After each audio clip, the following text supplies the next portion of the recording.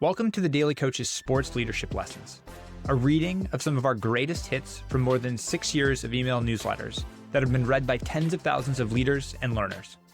If you want our latest newsletter delivered to your inbox every day, you can subscribe for free at thedaily.coach/subscribe or follow the link in the description. Einstellung Effect. In 1942, Abraham Lukens conducted an experiment using 3 jars of water, each with a different capacity. They're asked to figure out how to measure a certain amount of water using these 3 jars. The goal of the experiment was to determine if participants will use a previously learned method to solve the problem, even if there are quicker and more efficient methods available.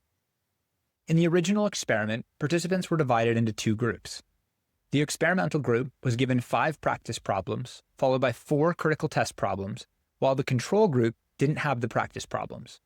The practice problems and some of the critical problems had only one solution, which was B minus A minus 2C. For example, if given jar A capable of holding 21 units of water, jar B capable of holding 127 units, and jar C capable of holding 3 units, participants were asked to measure out 100 units of water. The solution in this case would be to fill up jar B and pour out enough water to fill jar A once and jar C twice. The results of the water jar experiment showed that participants in the experimental group needed to use the previously learned method even when a simpler solution was available, while the control group used the simpler solution.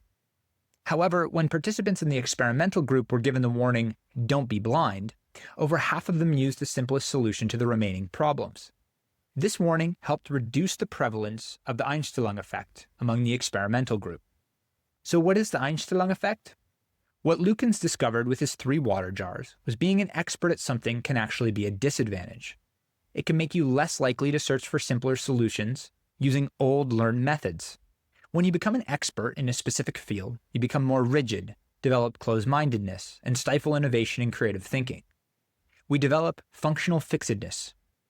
Lukens' experiment showed that our minds are subject to 2 dangerous cognitive biases, the Einstellung Effect and functional fixedness. We cannot allow our expertise to curb our creative process. We need to guard against the Einstellung Effect and functional fixedness by following these important steps. The first is to change your pattern of thinking. When you interrupt your normal pattern of thinking, say, delaying the response or deciding to sleep on the decision, you return with a new perspective and a willingness to look at alternative ways. You engage your creative mind with experience and knowledge. The second is to triple check what you assume to be true. In the water jug experiment, participants became stumped at problem 8 because they made a key assumption. They assumed that the solution would be the same as the one they'd been using. That assumption blinded them to finding another way to solve the problem, and many participants gave up. Make sure your assumptions are correct. And finally, think outside the box. Try and come up with the most ridiculous idea that could possibly solve the problem. By doing this, we force our brains to think divergently, and often a small but vital idea emerges.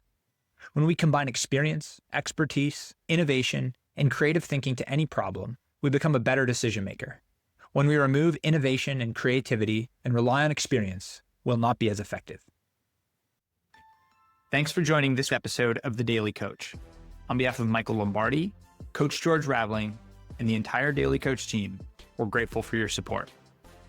Remember, the most important person you will ever lead is yourself. Keep growing, keep learning, and most importantly, keep showing up.